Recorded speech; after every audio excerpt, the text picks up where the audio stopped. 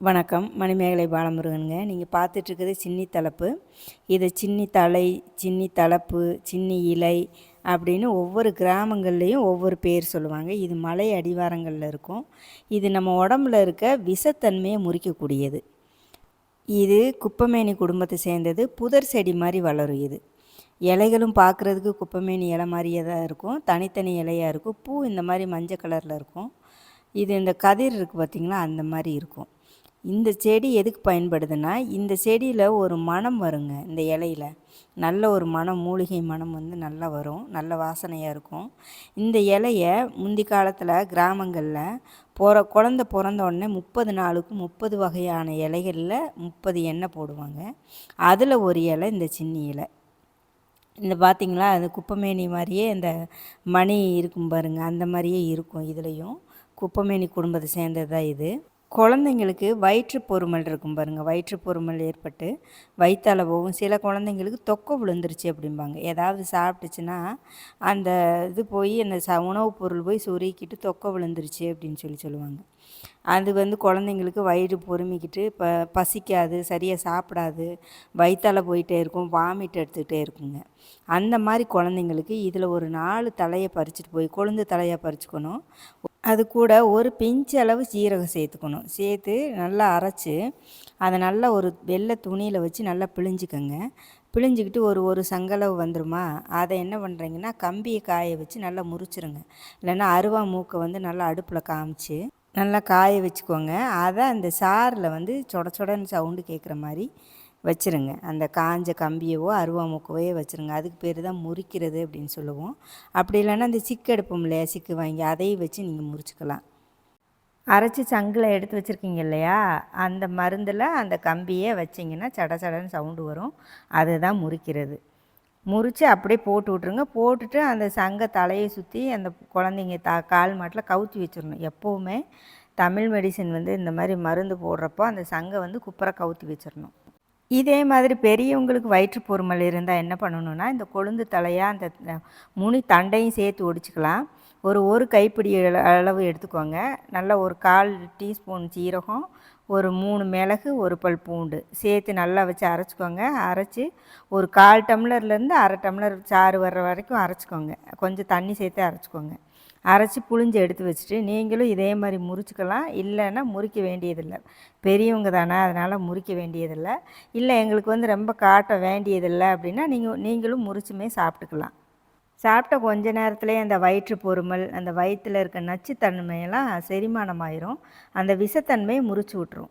இதோட கொழுந்தெல்லாம் பறிச்சுட்டு போய் நம்ம கீரை பொரியல் பண்ணுறோம் பார்த்திங்களா, அந்த மாதிரி கீரை பொரியல் பண்ணி நம்ம சாப்பிட்லாம். அதுவுமே உடம்புக்கு நல்லது. இது வந்து மெயினாக இன்னொரு விஷயங்க, இதில் வந்து இந்த இடுமருந்துன்னு சொல்கிறாங்க பார்த்திங்களா, அந்த இடுமருந்தை முறிக்கக்கூடிய தன்மை இந்த இலையில், சின்னி இலையில் இருக்குங்க. இடுமருந்து இருக்கும் அப்படின்னு ஃபீல் பண்ணுறவங்க என்ன பண்ணுறீங்கன்னா, இந்த சின்னி தலப்பை கொழுந்து தலையை ஒரு கைப்பிடி எடுத்துகிட்டு வந்து நல்லா அரைச்சி அந்த ஜீரகம், 2 மிளகு, ஒரு பூண்டு வச்சு நல்லா அரைச்சி ஒரு 3 வாரம் மட்டும் கொடுத்தீங்கன்னா அவங்களுக்கு அந்த விஷத்தை முறித்து அவங்களுக்கு வந்து அந்த எஃபெக்ட் இல்லாமையே ஆயிரும். இது வந்து பழைய காலத்து முறை. நிறைய பேர் வந்து வெளியில் சொல்ல மாட்டாங்க. சில பேருக்கு இது பயனுள்ளதாக இருக்கும் அப்படிங்கிறதுக்காக நான் சொல்கிறேன். உடம்புல இந்த அரிப்பு இருக்குது பார்த்திங்களா, அந்த மாதிரி இருக்கிறவங்கெல்லாம் இந்த சின்னி கொழுந்தை பறிச்சுட்டு வந்து அடிக்கடி நீங்கள் கீரை மாதிரி பொரியல் பண்ணி நீங்கள் சாப்பிட்லாம்.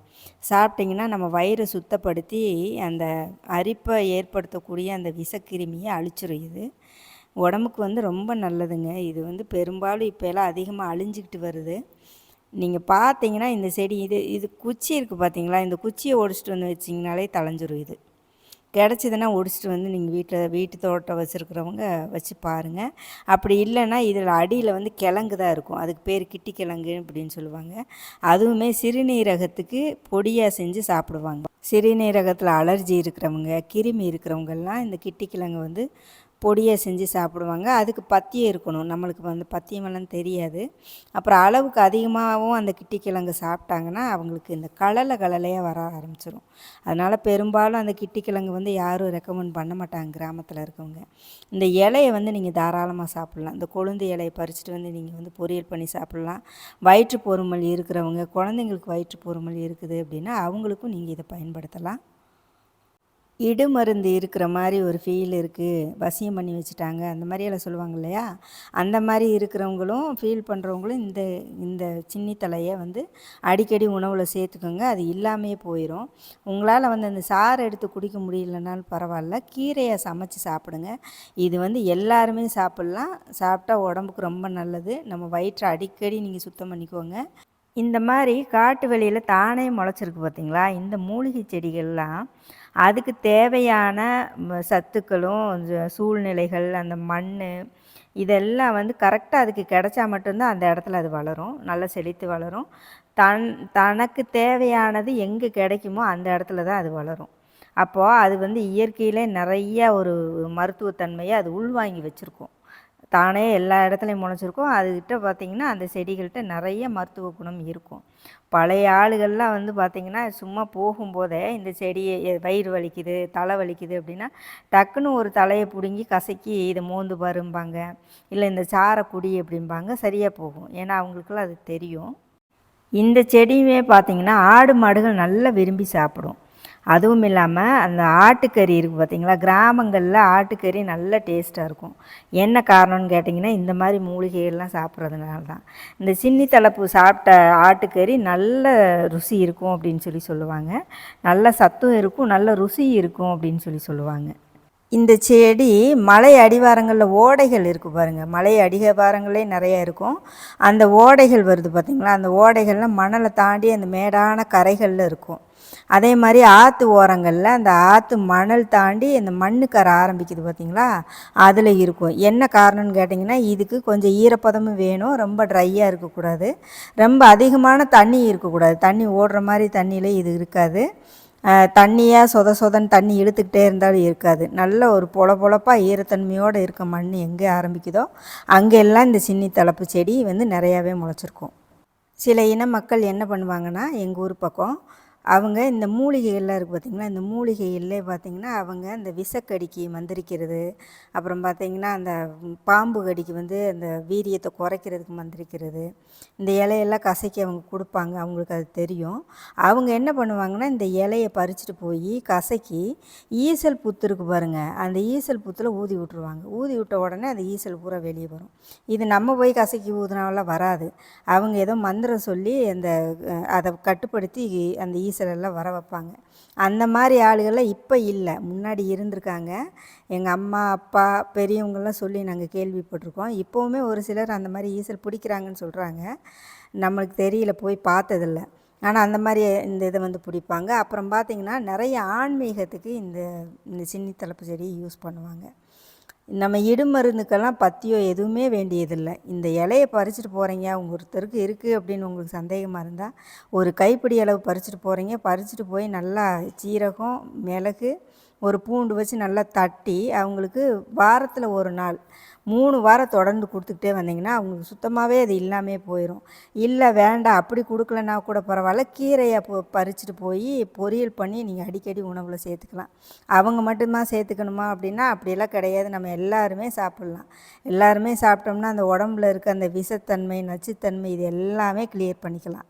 இந்த செடியை தேடி போகிறேன்னு வெட்ட வெளியிலையும் மொட்டை கரட்லேயும் போய் தேடாதீங்க, கிடைக்காது. ஓடைக்கரைகளில் மலை அடிவாரங்களில் கண்டிப்பாக இந்த செடி இருக்கும். தேடி கண்டுபிடிச்சி எடுத்துக்கோங்க. இந்த கீரை மட்டும் தனியாக சாப்பிடணுமா அப்படின்னா அப்படியெல்லாம் கிடையாதுங்க. இந்த வேலிப்பருத்தி, பொலித்தும்பை, மொசுக்கை, இந்த இலையெல்லாம் இந்த வாதநாராயணன் இலை, இந்த இலைகள்லாம் சேர்த்து கலந்துமே நம்ம பொரியல் பண்ணி சாப்பிட்லாம். அப்புறம் வந்து எல்லா இலைகளையும் சேர்த்து ரசம் வச்சும் நம்ம சாப்பிட்லாம். இந்த மூலிகை தலையெல்லாம் எந்த வகையிலெல்லாம் நம்ம சேர்த்துக்கணுமோ அந்த வகையிலெல்லாம் நம்ம சேர்த்துக்கணும் அடிக்கடி.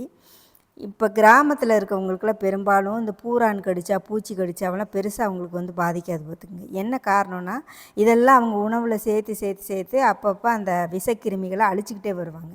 அவங்களுக்கும் பாதிக்க தான் செஞ்சுருக்கும். இருந்தாலும் பார்த்திங்கன்னா பெருசாக எஃபெக்ட் வர்றதுக்கு முன்னாடியே இதை அடிக்கடி உணவில் சேர்க்கும்போது அந்த கிருமிகள்லாம் அப்பப்போ அழிஞ்சிக்கிட்டே வந்துடும். சிட்டிக்குள்ளே இருக்கவங்களுக்கு ஏதாவது ஒன்று கடிச்சதுன்னா ஒரு 6 மாதம் கழித்து தான் அது அதிகமாக ரியாக்ட் பண்ண ஆரம்பிக்கும். இந்த அமாவாசைக்கு வந்து அரித்து தடுப்பாக வரும் சிலருக்கு. அந்த மாதிரி இருக்கவங்கெல்லாம் இந்த மாதிரி மூலிகையெல்லாம் அடிக்கடி சேர்த்துட்டு வாங்க, அது இல்லாமல் உங்களுக்கு போயிடும்.